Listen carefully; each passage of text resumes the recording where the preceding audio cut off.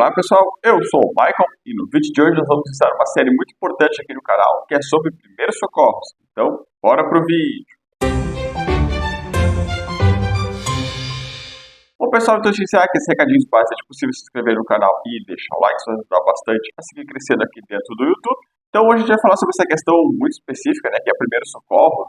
Normalmente as pessoas têm muitos medos e anseios em relação ao que fazer quando ocorre um acidente, quando o seu familiar sofre algum tipo de queda, alguma coisa. Então a gente vai estar usando essa série aqui para passar algumas informações básicas, né? Claro que a gente não quer que, nem tem condições também de sair daqui com um curso completo sobre primeiros socorros e poder ajudar todo mundo, mas algumas informações que a gente vai passar aqui vão ser muito importantes. Então, mas Mike, o que são esses primeiros socorros, né? Por que essas pessoas falam tanto isso na televisão ou aparecem em matérias? Eles basicamente são, então, um conjunto de procedimentos simples que pode ser realizado por qualquer pessoa, né, para ajudar alguém em uma situação de emergência, ou antes de receber um atendimento especializado médico, né. A gente liga para a SAMU, liga para os bombeiros até ele chegar, né. Saber como agir nesse momento pode salvar algumas vidas e acabar muitas vezes minimizando danos e às vezes evitando situações piores. Então, por isso que a gente vai falar um pouquinho sobre isso. Emergência, elas podem acontecer a qualquer momento, em qualquer lugar, seja casa, trabalho, espaço público, queda ou engasgo, reação alérgica. Essas situações acontecem em várias situações do nosso dia a dia, né?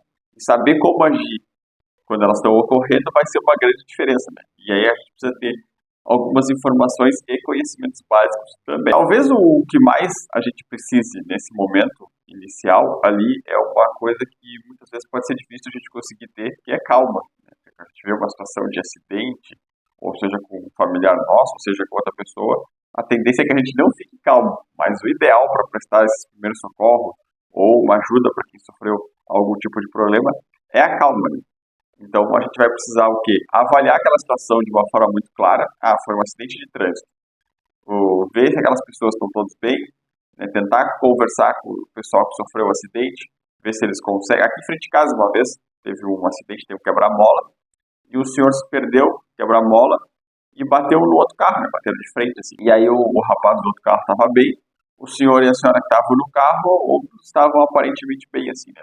Ele estava tentando ligar para o seguro e tudo, e aí eu fui até ali, conversei com ele estava sentado, ele disse que estava sentindo um pouco de dor no peito, ele bateu com a barra, a direção no peito dele, e eu liguei para o serviço de emergência para eles virem pelo menos dar uma olhada, né? O senhor de idade, já tudo, né? Essa questão de dor no peito, não sei se podia ser da batida, ele estava tendo um princípio de ataque cardíaco, então eles vieram e resolveram a situação, a gente manteve ele calmo, né? Deitado ali, sentado no banco, sem se mexer muito, porque não tinha perigo de explosão, não tinha perigo nenhum. Por isso que a gente tem que avaliar de uma forma clara toda a situação. Como não tinha risco para ninguém, a gente ficou na volta, vamos ficar desviando o trânsito por cima da calçada para não ter nenhum tipo de problema. E claro, nesse meio tempo já ocorreu ali a questão do primeiro socorro, como a gente viu que não era nada muito sério a princípio, a gente só passou e chamou os responsáveis pelo atendimento, né?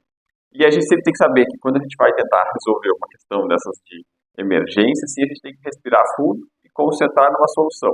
Quais são os primeiros passos básicos que a gente tem que estar avaliando em relação aos primeiros socorros? A primeira delas é uma questão de segurança. Antes de ajudar alguém, a gente tem que certificar que o local é seguro, tanto para mim quanto para aquela vítima. Um exemplo que a gente deu aqui do acidente de trânsito. O local era seguro? Tinha algum tipo de vazamento? Tinha algum risco de explosão? Não tinha. Então, a gente avaliou que não tinha nenhum risco de explosão, porque os dois carros tiveram uma batida leve. Mas vamos supor que fosse uma batida forte e estivesse vazando gasolina. Os motores do carro provavelmente está quente, podia ter uma questão de incêndio. Então a gente sempre precisa ter essa ideia de observar como é que está o local. E a partir dali, então, pedir para uma pessoa, escolher um responsável do pessoal que está ali na volta, e dizer, olha, assim, fulano, tu pega o telefone e liga para a SAMU, para o Corpo de Bombeiros, e informa que teve um acidente, tal coisa, e aí a gente vai perguntando para a pessoa que está sendo vítima ali, ver se ela está um tipo de emergência vai ser, se é uma coisa muito séria, se não é, se as vítimas estão conscientes, que está respirando, devemos tentar observar um ponto de referência para avisar o SAMU, né? Então tudo vai ser importante. A gente sabe que os primeiros socorros eles são baseados em algumas divisões, né? E em alguns casos deles a gente tem o caso da RCP, né, que é a parada cardiorrespiratória, que é uma reanimação cardiopulmonar, que é uma técnica vital para as vítimas que não estão respirando ou cujo coração parou de bater. Então, o que a gente vai fazer? Quando a gente chega num local que tem um acidente ou algum tipo de intercorrência ali, a gente primeiro vai tentar verificar se essa pessoa está consciente, batendo nos ombros dela, né? Por causa que a gente não bate no rosto nem nada para não evitar problemas, né, de assustar a pessoa. Então a gente chacoalha ela pelos ombros, bate nos ombros assim, para ver se ela está consciente ou não. Se ela não demonstrou nenhum tipo de consciência, a gente passa a perceber se ela tem algum tipo de machucado mais sério ao longo do corpo, né? Cortes, arranhões, fraturas, essas coisas. E perceber se ela está respirando, né? A gente coloca o ouvido do lado ou percebe o movimento do peito, que vai estar se movimentando ou não, né? E aí, caso ela não esteja respirando, a gente faz a famosa técnica RCP, né? Que é pressionar as palmas da mão sobre o peito da vítima, nessa função assim, né? E com essa parte daqui de baixo, a gente vai empurrando para fazer tipo massagem cardíaca, né? É bem nessa região aqui, entre os mamilos, né? Entre o mamilo a gente posiciona a mão e vai apertando, né? Normalmente são pressões firmes, né? E precisam ser de cerca de 100 a 120 compressões por minuto, que é o que vai garantir que o coração da pessoa siga batendo, ou mesmo que ele não esteja batendo, a gente faça o sangue se movimentar pelo corpo e manter os órgãos vitais funcionando, né?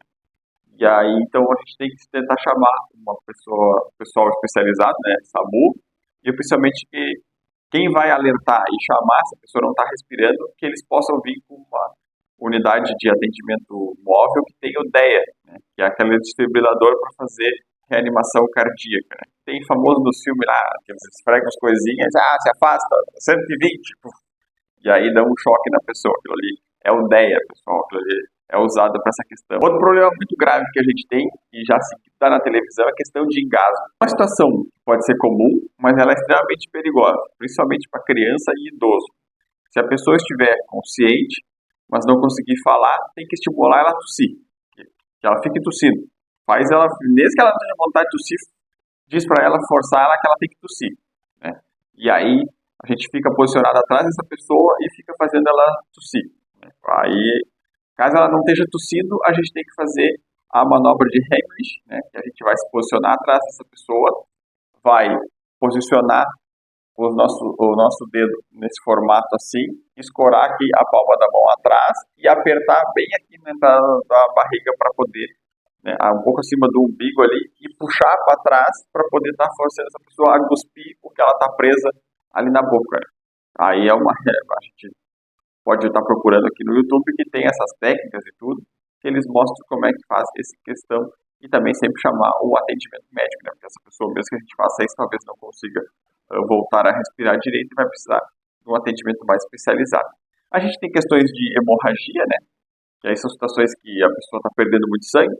A gente tem que observar e sempre tentar utilizar um pano ou uma gaze para pressionar o local de sangramento. Aí a gente tenta elevar esse membro afetado para reduzir e possibilitar a diminuição do fluxo do sangue, né? Por exemplo, a pessoa cortou a perna, então a gente eleva essa perna, claro, se a pessoa estiver bem, eleva a perna da pessoa para cima para fazer com que o sangue tenha um pouco mais de dificuldade para ir e vir, né? E aí, consequentemente, a gente consegue estar reduzindo. E manter a pressão, né? Por exemplo, eu vi que aqui o meu vizinho se cortou a panturrilha, e aí estava sangrando muito. O que a gente fez? A gente levantou a perna dele, né?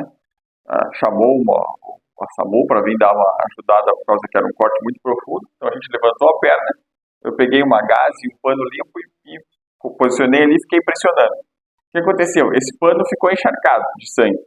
Eu posso retirar esse pano e botar outro pano? Não, não pode, pessoal. O ideal é o quê? A gente deixa esse pano que já foi usado, pega outro pano e bota. Por quê? O nosso sangue ele tem uma função de coagular. Sempre que ele está correndo fora do nosso corpo, não é o ideal, né? Então ele coagula para fechar aquele local que tem o ferimento. Quem nunca se cortou e depois de um certo tempo parou de escorrer sangue? É o sangue que coagulou ali para evitar mais escapes, né? Se a gente retirar o pano que a gente já tinha, ali vai acontecer o quê?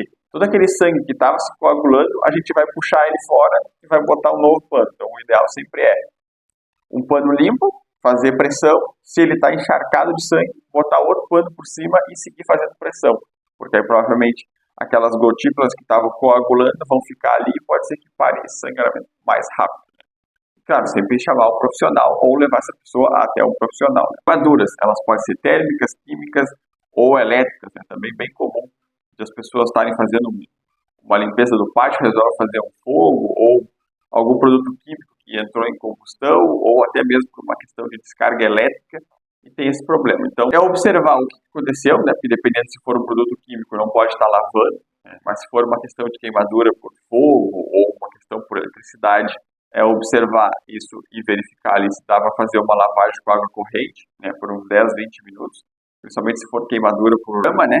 Não use pomadas, manteigas ou outros produtos caseiros, não vai estar ajudando, né? O ideal é cobrir o local com um pano limpo e seco e procurar a ajuda de um médico. E se caso a queimadura for muito séria, né, por causa de chamas, esses negócios, é tentar não remover a roupa dessa pessoa. Muitas vezes está usando roupa, a roupa queima e gruda na pele da pessoa. Aí o ideal mesmo é sempre chamar a ajuda o mais rápido possível, né, de um profissional do SAMU, para ele poder estar observando o que fazer. A pessoa, por acaso, tem desmaios também, né, é muito comum a gente perceber esses desmaios. Eles podem ser temporários, né, por causa de uma falta de fluxo sanguíneo no cérebro. Então a gente tem que fazer o quê? Deitar essa pessoa no local seguro e elevar as pernas dela, afrouxar as roupas que possam estar muito apertadas, por exemplo, cinto, camisas de botão ou calças que pode ser muito apertada. Não jogar água no rosto das pessoas, pessoal. Por favor, não precisa jogar água no rosto da pessoa, né? Enquanto que ela estiver inconsciente ou outro líquido, ou colocar álcool para ela cheirar, não precisa fazer isso. Isso acontece em filme. Quem viu o Chaves vê isso bastante, mas não é necessário fazer essa questão. É só deixar essa pessoa ali por um tempo, né, para que ela consiga retomar a consciência dela e o corpo consiga se recuperar. Tá? E aí, claro, chamar um profissional de saúde para poder estar vindo observar essa pessoa, ver se ela não tem nenhum outro tipo de ferimento. Por exemplo, essa pessoa desmaiou, bateu a cabeça está sangrando. Então tem que ver se ela não tem algum tipo de traumatismo. Aí entra em contato o mais rápido possível com um órgão competente, SAMU, bombeiros, ou se tem um hospital próximo, levar ela até ali. Tem questão de fraturas também. Caso a pessoa teve um acidente de trânsito, caiu de alguma superfície, né? Por exemplo, estava limpando o telhado e caiu do segundo andar, caiu do terceiro andar, evitar movimentar essa área afetada, por exemplo, a pessoa caiu, bateu com as costas no chão, não, fulano, vem cá que eu vou te levantar. E aí a pessoa não sabe que ele está com umas costelas quebradas, algum problema, levanta ele e aí pode acabar que perfura o pulmão, ou outra questão mais grave. Então o certo é deixar essa pessoa imobilizada ali no chão, né, sem mexer muito nela, só cuidar, claro, se ela estiver sangrando, botar a boca para o lado para o sangue sair e chamar imediatamente assistência médica, né? Não tentar movimentar essa pessoa se não tiver certeza que ela não tem nenhum tipo de fratura no corpo dela. E a gente sabe que tem algumas situações que a gente tem que evitar, né, como a gente já percebeu ali. Não mover essa vítima, a menos que haja risco imediato, por exemplo, um acidente de trânsito. Aí a pessoa está com uma perna quebrada, mas está vazando gasolina e pode pegar fogo. Aí não tem o que a gente fazer, a gente precisa mexer nessa pessoa. Se a gente deixar ali, ela pode ser incendiada, né? Não administrar nenhum medicamento sem tipo de orientação médica. Por exemplo, eu tenho um medicamento aqui que vai ajudar para dor, chegar e dar para a pessoa. A gente nem sabe se vai estar ajudando ou não. E evitar realizar manobras sem os treinamentos, né? Por exemplo, assim, eu conheço as manobras de RCP e REMIC, né? Então, se acontecer alguma coisa, eu posso tentar fazer. Por exemplo, uma pessoa que só viu o vídeo aqui e não tem a ideia de como pode ser feita a técnica e passa por uma situação e tentar fazer, talvez não dê muito certo. Então, é ter esse cuidado. Se a pessoa tem treinamento ou conhecimento em relação àquelas manobras, pode tentar realizar para estar salvando a vida da pessoa.